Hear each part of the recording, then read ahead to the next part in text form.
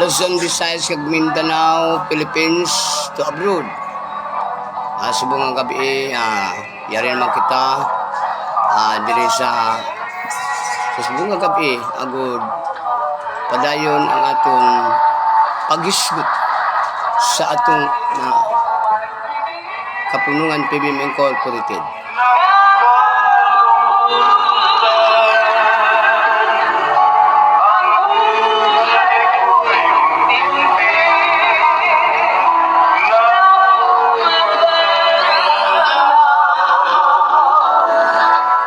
May isa pa yan sa akong mga istorya o kundi naman makalabot ang akong mga sugilanon.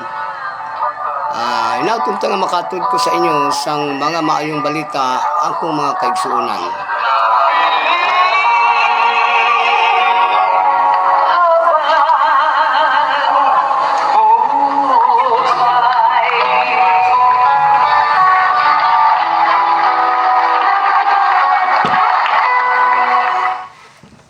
Dagang salamat, Divine Master Revin Edereclo Senior, Mami Glinda Beclio, sa inyong Juit. Nagpabilin nga anong handumanan ang tingog sa atong inahan sa atong kapunungan o inahan sa atong probinsya sa Dinagat Island o amahan sa atong asosasyon PBM Incorporated agipundar Oktubre 19 1965 mga kaigsunan. Sa subong nga gabi aton sa gyapon sugilanon kita bahin sa akong mga kaagi, mga naagyan, mga experience sa asosasyon, halin sa akong pagserbisyo sa mga nagkalatabo sa akong kinabuhi bilang misyonaryo kag sulod sa 47 anyos na karon na ako pagserbisyo sa aton pamayaran ako gamay nga mga katarungan nga akon igadipinsa sa atong asosasyon sa PBMA Incorporated. Mga igsoon, dito sa social media, nagagamit lamang ako sa akong pangalan bilang isa ako ka PBMA Missioners nga naga-istorya dire sa atong social media. Kag ini para lamang sa mga tao nga akong mga kaisunan para makasabot man sila og dili. Ang importante nag-istorya kita di social media hinuon hindi man kay ang tanan dire mga miyembros PBMA kasagaran gid mga dili mga miyembros PBMA pero ang nagapamati ang aton mga kaigsunan nga aton mga bisita adlaw-adlaw sila nagapamati lamang kag sila tanaw bilang naga-support sa akong istorya diri sa social media mga kaigsunan. Siyempre magkita-kita kita kada sa isa kasimana kadua o sa isa kasimana kaisa. Siyempre naman ang atong mga igsuon, atong mga bisita sa atong healing center, maghisgot sila kanunay bahin sa nagakalatabo sa atong asosasyon. Ay mga pamangkot sila nga madamo sila sa mga pamangkot bahin sa atong asosasyon nga nag-iba-iba na mga kaigsunan.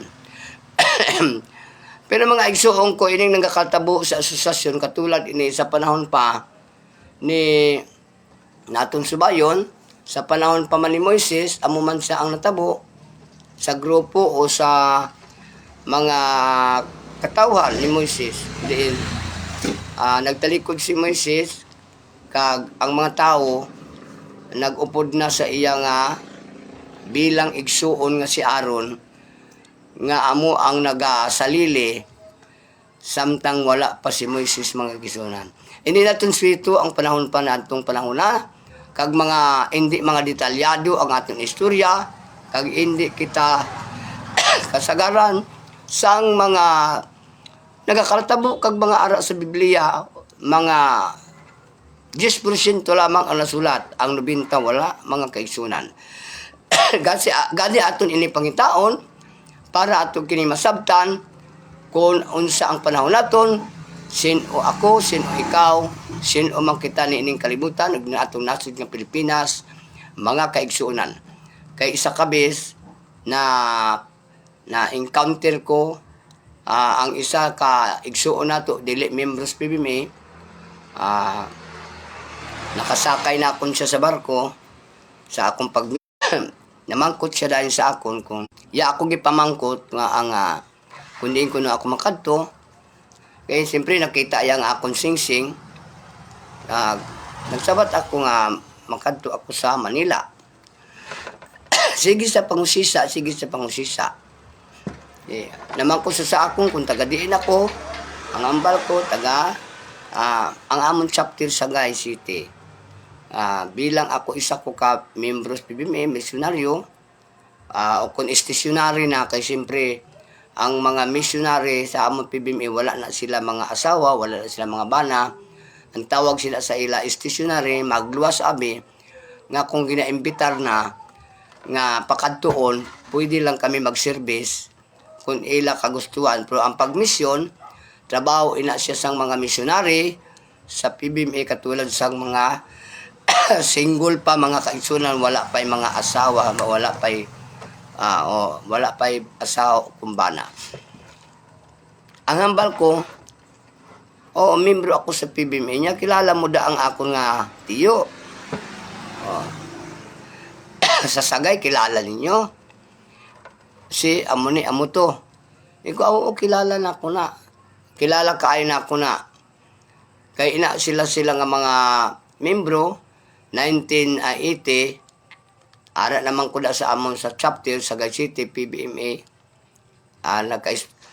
Nagka-upod kami sila, kilala ko din sila. Niya nagmasakit siya. Tapos, karon nagmasakit, wala naman kukita sa iya nga sa among pag-meeting. Sila niya kay nagmasakit siya, kay giingnan ako siya nga maghalin ka dira sa PBMA, kay kung ikaw PBMA misyonaryo ka sa PBMA, kung masakit ka dili ka maayo. Matud pa sa akong kaistorya sa barko, kami nag-istorya. Amo lang imo gihambal sa imo hinablos sa kay Kwan. Kay basta brad sila niya, basta misyonaryo ka sa PBMA, kag magkasakit ka, dili gid ka maayo. Ikaw brad, kaagi ka masakit, nag-ayo ka. Nag-ayo man ko sa akong pagmasakit sa misyonaryo na ko sa PBMA. Ako man yan paayo sa akong kaugalingon, wala man yay doktor ng paayo sa akong niya balatian. Tiling ko sa iya. Ang samat ko naman sa iya, kay diretso ko sa pagkaistorya. Siling ko, Brad, ang pagka-misyonaryo sa PBMA, hindi bot silingon, nga kung misyonaryo ka, hindi ka mag-ayo, kay misyonaryo ka sa PBMA. Hindi ina siya rason, mga igsuon. Siling ko sa iya.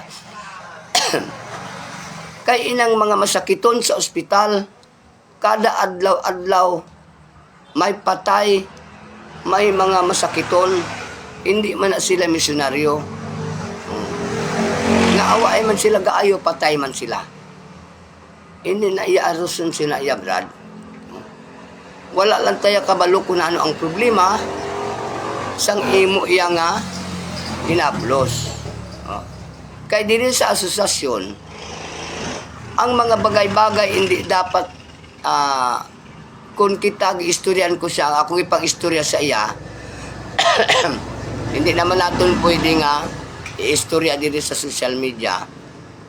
Kaya bawal man sa mag-istorya kini social media. Ang akon lang mga isuon, maka-encounter kamo sa itong mga kaisuonan, pasabta na lang ninyo para mahinumdum sila kung unsay diferensya sa ila istorya. Kaya ang diferensya sa ila istorya nga kung ikaw PBMA mag-membro ka, magmasakit ka, dili ka mag-ayo. Tuod na madamo sina ang ako na encounter labi na itong mga membro nga nagbiliya na sa PBMA sa kasimple lamang na nga rason mga kaigsuonan at itong mga panahon mga igsuon. Karon pa mga igsuon, nga ari na kita sa gitawag, pagpinig, ano ang ikatarungan mo?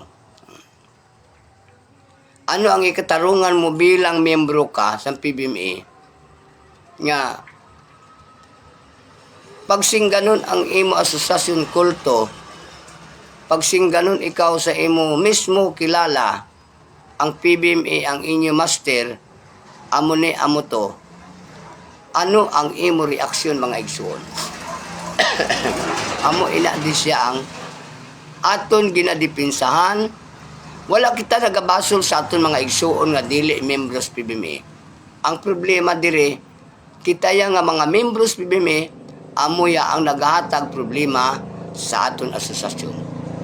Kay kung maayo lang kita magpasabot sa aton mga igsuon nga dili membros PBMA, wala lang kita nagapakita, wala sa atong wala kita nagapakitang gilas sa aton mga igsuon, mga dili members PBMA. Dapat kita nga mga misyonaryo kag misyonaryas PBMA o membro, humble kita.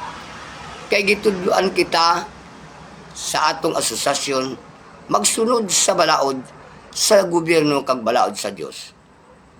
Gisunod naton ang gitudlo nga mga values nga gitudlo sa atong Divine Master, nga amo man ang mga values nga gitudlo sa atong Ginoong Dios Jesucristo. Amo lamang ining aton karon mga igsuon.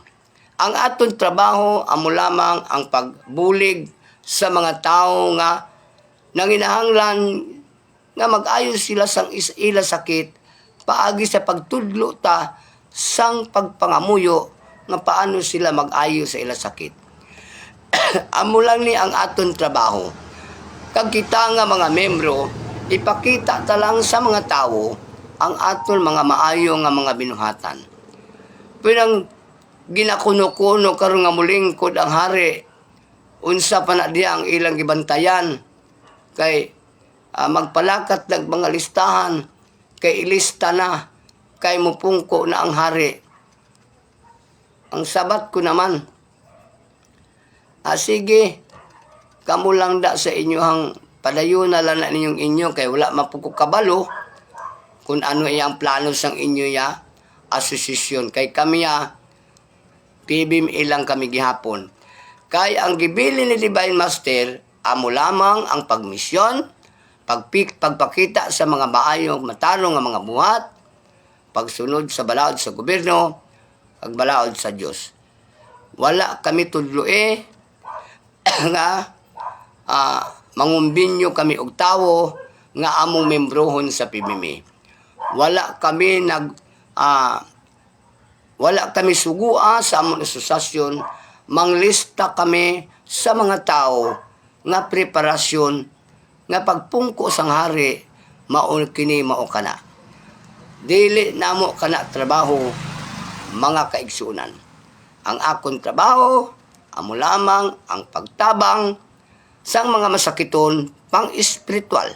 Kay hindi man ako doktor, hindi man ko manughilot, hindi man ko saruhano, misyonaryo lamang ako sa PBMA. Gani ang sugo sa akon, ang sugo sa amon, amo lang ang pagdepensa sa dignidad, ang integridad sa asosasyon. Pag-implementar sa national at international peace and unity, sa asosasyon, sa rule and regulation and bylaws sa asosasyon. Amo lang ni ang akon nga igahatod kaninyo nga mga maayong balita mga kaigsunan. Daghang salamat, mayong gabi sa tanan.